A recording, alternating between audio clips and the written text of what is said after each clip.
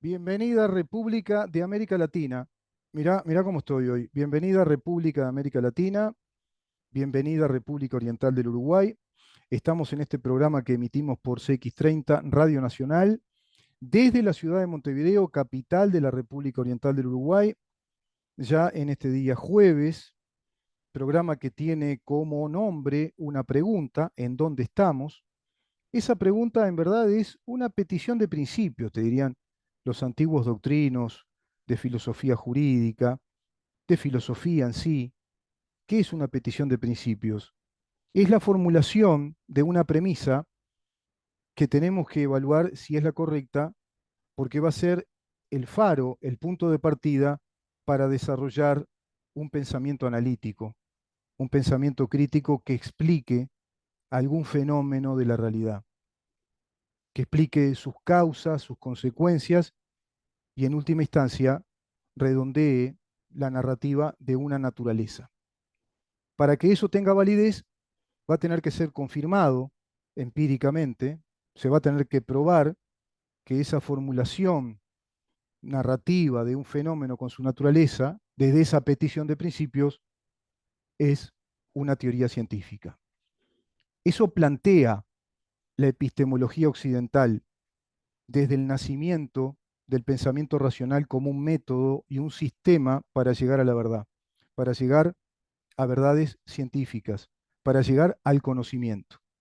Estamos hablando siglo XVIII, siglo XIX, curso del siglo XX, a la fecha que hoy está todo eso muy mezclado en el menjunje de una ideología que, al decir de Tom Wolfe, es una especie de marxismo rococó, porque es alambicado, complejo, que de teorías lingüísticas nos dice que estamos sometidos a estructuras lingüísticas que apresan nuestra mente, nuestro pensamiento, y a eso lo trasladan rápidamente o convierten en culpable a un sistema económico y político que ellos consideran que es la democracia burguesa representativa liberal con su sistema capitalista.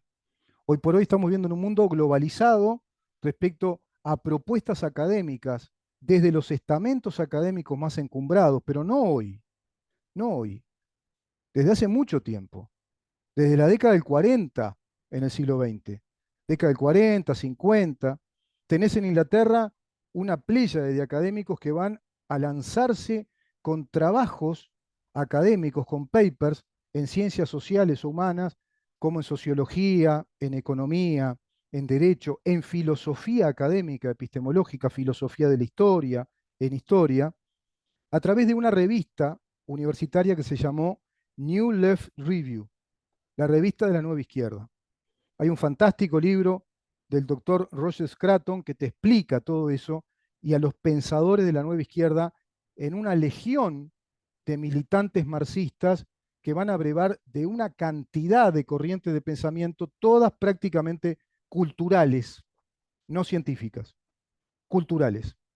Llámese estructuralismo de Levi Strauss, llámese el postestructuralismo, llámese posmodernismo, llámese constructivismo, llámese eclecticismo de esas teorías, llámese también el posmarxismo o el marxismo cultural que va a absorber todas esas corrientes de pensamiento filosófico, filológico, lingüístico, que se van a volcar a la interpretación de la historia, etcétera, y se van a encumbrar con sus popes en las universidades de los países centrales del mundo. Van a inundar las universidades de Estados Unidos a partir de la década del 60, los Derrida, los Michel Foucault, tantos, Simone de Beauvoir, Jean-Paul Sartre, tantos, Herbert Marcuse, tantos. Y va a surgir un personaje que lo van a considerar el Albert Einstein de la lingüística y la filología, como para que se diga que la lingüística y la filología son ciencias tan exactas y de rigor como las matemáticas y la física, y que nació un Albert Einstein de las humanidades desde la filología y la lingüística, como lo es Chomsky, un filólogo lingüista, según Tom Wolfe, de oficina. Vos decís, un lingüista, un experto en la ciencia del lenguaje, del idioma, en los fonemas, las estructuras sintácticas, semánticas, en los morfemas. Debe saber 7, 8, 10 idiomas este tipo. No, solo sabía inglés y el hebreo de su familia, porque era de origen judío, judío americano. Sabía el hebreo que hablaban los padres y el inglés. Ah, mirá vos. Bueno, y sostiene una teoría de que el idioma, el lenguaje, es un órgano y que ese órgano puede mutar porque está condicionado por los embates de los estadios culturales. Entonces, todos te plantean que todo es cultural, que el Estado es cultural, que la economía es cultural, que el derecho es cultural.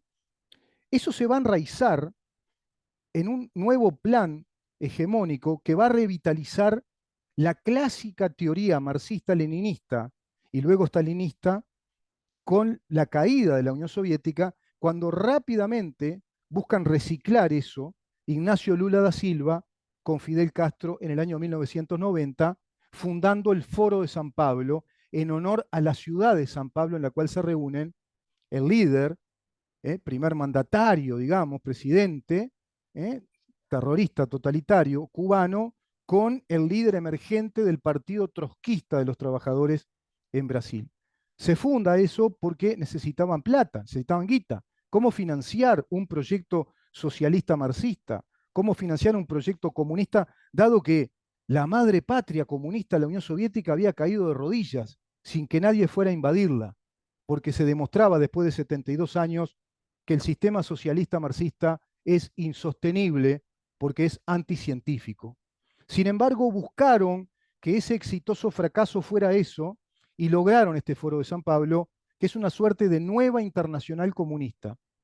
Lograron entonces que el Foro de San Pablo comenzara a ser una usina de pensamiento, de nuevo pensamiento marxista, y ahí va nucleando una playa de un ejército de teóricos, de doctrinos, desde todas las áreas de las ciencias humanas y sociales, también personajes encumbrados de nuestras universidades latinoamericanas, como por ejemplo la UDELAR en Uruguay, que ya es una universidad marxista desde hace muchas décadas. Es una sociedad que es una usina de pensamiento marxista en todas sus variantes, donde predominan todas estas teorías lingüísticas, filológicas, que te repito, son teorías, abstracciones, especulaciones sistemáticas, erudicionales, intelectuales, culturales, no científicas, culturales. Tenemos universidades de la cultura y no universidades del conocimiento, de la ciencia, y por eso somos países condenados al subdesarrollo. Estamos financiando universidades que son casas universitarias ideológicas que van formando ejércitos ideológicos de militantes en pos del poder del Estado. Y así en Uruguay lo vamos viviendo, en pos del poder de nuestro Estado, desmantelándose todos los preceptos y los mandatos de la Constitución de la República, porque lo que procura, lo que busca esta revolución del socialismo del siglo XXI es precisamente tirar abajo el Estado republicano democrático de democracia liberal representativa con nuestro Estado de Derecho.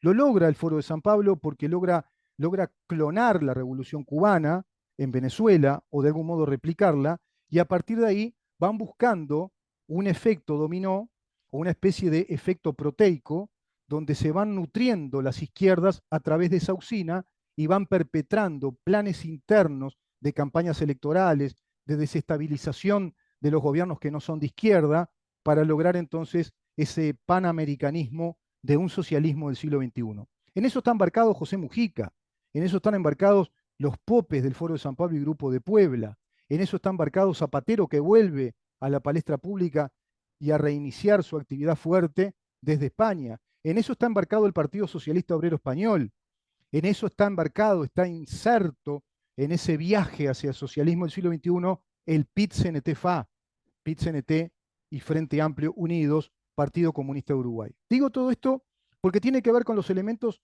centrales necesarios de un análisis político de época que podrá ser convalidado en la perspectiva histórica de aquellos historiadores, de aquellos periodistas, investigadores, de aquellos juristas, investigadores, de aquellos juristas historiadores del derecho, de la teoría del Estado, de la teoría de gobierno, de aquellos historiadores de la historia política institucional del Uruguay, desde la perspectiva de principios filosóficos que sostienen la libertad del pensamiento.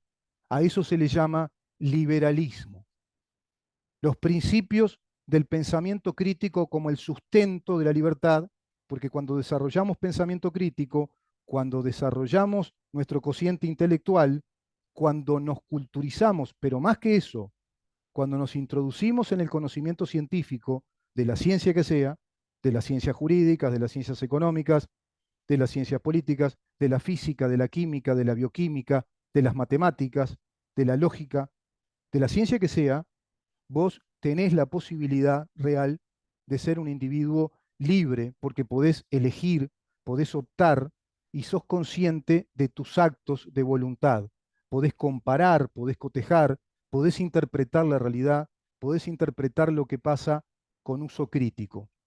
Esto que acabo de decir lo dijo en una conferencia el eminente periodista Carlos Pañi, quien es muy reconocido en el Río de la Plata y por supuesto en el mundo, pero que es un periodista, digamos, que marca la línea temática, que con su Odisea de los lunes marca la línea editorial de La Nación, que todos prácticamente después se comportan como que fueran fragmentos de un organigrama de análisis, de un macroanálisis de lo que está pasando en Argentina semana a semana. Y es muy interesante lo que plantea, porque él sostiene que el periodismo tiene que ser eso, el uso crítico, el uso del estado crítico de las cosas, y el periodista tiene que tener la personalidad de marcar su propia agenda de temas y no seguir a golpe de balde con la agenda impuesta masivamente a través de los escándalos, porque eso es desperdiciar la capacidad crítica, analítica de un periodista profesional. Hasta ahí, todo muy bien, Pañi. Hasta ahí perfecto, lo aplaudimos. Buenísimo, Pañi, muy bien lo que dice. Es muy esclarecedor, es muy liberador. Él incluso sostiene que por su propia ideología sostiene estas premisas, es decir, él manifiesta ser una especie de liberal clásico. Sin embargo, el propio Pañi no cumple con ese uso crítico en profundidad respecto a esas editoriales. ¿Por qué? Me dirán ustedes, ¿cómo? ¿Por qué? Porque en los análisis de Pañi respecto, por ejemplo, ahora a la campaña electoral, a la sucia campaña electoral, a todos los ataques que se le hicieron a Milei, de todas las trampas, incluso el robo de los votos, el tener que cobijarse en un aparato político del PRO para poder proteger esos votos que afortunadamente se protegieron, demostrándose que ganó con el 11% de diferencia respecto a un monje negro, delincuente profesional, enquistado en todo el movimiento político que no lo quería, pero lo tuvo que absorber porque lo eligió Cristina, es decir, el peronismo kirchnerista de línea radical, la cámpora. Kirchnerismo, la cámpora, los varones del conurbano, los sindicalistas de los sindicatos únicos y las izquierdas, el chiquitaje de la izquierda marxista comunista, que se va a terminar alineando a lo que proponga un gobierno de estas características. Y en ese sentido, yo nunca escuché, ni en Pañi, ni a ningún periodista argentino de los encumbrados del análisis, de los que incluso tienen la formación profesional, el título de grado de licenciados en ciencia política, licenciados en sociología, periodistas licenciados especializados en temas políticos. Juristas no escuché, pues la verdad que no aparecen muchos, pronto juristas que sean docentes en derecho político o derecho constitucional, juristas expertos en teoría de Estado, teoría de gobierno, no sé si lo sabrá, que tienen necesariamente que saber, y tiene que ser incluso necesariamente materia de análisis cotidiano, desmenuzado, con uso crítico precisamente, un fenómeno gigantesco como el que acabo de pronunciar al comienzo de este análisis, que es el Foro de San Pablo y el Grupo de Puebla. ¿Por qué dirás? Porque precisamente el kirchnerismo y el camporismo aplican un modelo político, económico, inclusive institucional, que es abiertamente antagónico con el modelo republicano liberal que plantea la constitución que inspiró y que redactó Juan Bautista Alberdi, quizá el liberal más importante que tuvo América Latina. O sea, contradicen abiertamente el Estado de Derecho, las garantías de las libertades individuales, la separación de los poderes, el debido proceso, el curso normal de la legislación de acuerdo a los principios de la Constitución argentina, lo contradicen abiertamente. Y han instalado un legalismo también marxista. Por ejemplo, el Ministerio de la Mujer y el Género. Por ejemplo, que la ideología de género se transformó también en derechos de género los principios, por ejemplo, de la inclusión social, los principios de igualdad social, el principio económico marxista de la distribución de las riquezas, el principio económico marxista del asistencialismo y del subsidio a las clases desprotegidas por el capitalismo, que estructuralmente están condenadas a la desigualdad social y a la miseria, esclavizadas por la bufonería burguesa de la democracia capitalista. Cristina siempre habló de la economía social y popular, que ella aplicaba un modelo de economía social y popular, por ejemplo, el nepotismo dentro del Estado, porque sabemos que el Lancominter del Partido Comunista del año 1919 importan más los militantes de izquierda y de izquierda radical que los expertos técnicos dentro del Estado, como va a pasar acá en Uruguay cuando gane el Frente Amplio. Es decir, van a importar los militantes en primer lugar del Partido Comunista, luego del MLN y luego el resto. Pero van a importar los militantes. Y además vamos a tener que crear más y más ministerios, como ya anuncia el Frente Amplio que va a crear el Ministerio de la Mujer. Así que vayan agarrándose del pasamano del ómnibus. Y van a crear más ministerios. Y van a desmontar los ministerios encubiertos de los servicios descentralizados, los pasan a categoría de ministerio y van a crear nuevos servicios descentralizados. Así que agárrense del pasamano del ómnibus. Especialmente lo que van en 18 de julio, que está ahora el bicicleterío ese. ¿Cómo es la bicicletera del centro? Ah, bicisenda, le dice. Claro. Bueno, todo eso, la millonada de plata que se roban desde el Estado, perpetrando la financiación de las estructuras militantes, todo eso, kirchnerismo, camporismo, Mides, tienen el Mides en Argentina igual que en Uruguay, Ministerio de la Mujer, ahora tenemos el Instituto Nacional de la Mujer, la Institución Nacional de los Derechos Humanos. En Argentina también consideran que hubo terrorismo de Estado, es decir, el kirchnerismo y el camporismo están alineados fuertemente al Foro de San Pablo y al Grupo de Puebla.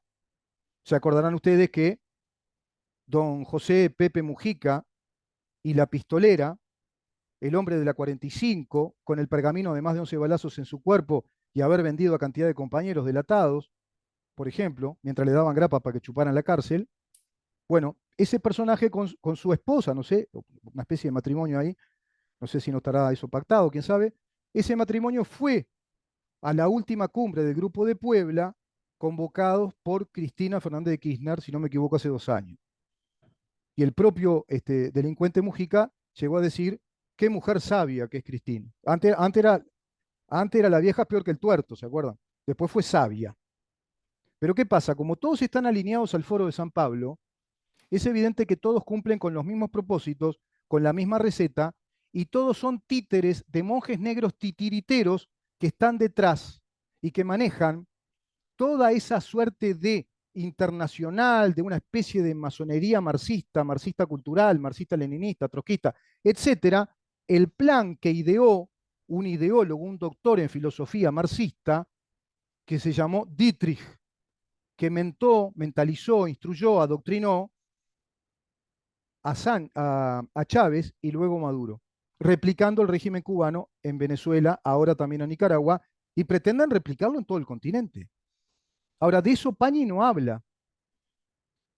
Pregunto, licenciados en ciencia política, historiadores profesionales, periodistas profesionales, que se dan todos los días, que es su métier, es la profesión por la cual se ganan la vida, cobran dinero y son profesionales, no toman en cuenta un dato tan grande de la realidad, que es digamos, el fenómeno causal que te explica el comportamiento y la conducta cohesiva, repetitiva, previsible, igual de todos los regímenes que ellos les llaman populismos, expresión vaga que no nos dice nada, populismo kirchnerista.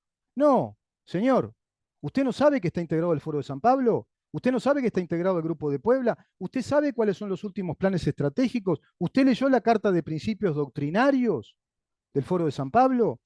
¿Usted sigue las convenciones año a año? ¿Usted sabe que van cumpliendo por etapas con todo el proyecto, sin apuro?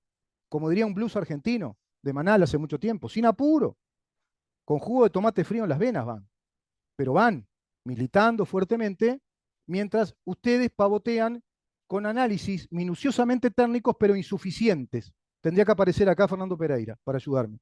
Son insuficientes en el análisis, porque ustedes no le aportan, le escamotean, le retasean a la opinión pública el elemento causal clave para entender todos los fenómenos que se están estructurando en derredor de esa internacional comunista que se llama Foro de San Pablo y Grupo de Puebla. ¿Saben por qué? Porque el comunismo, el marxismo, es una ideología internacionalista, no es nacionalista.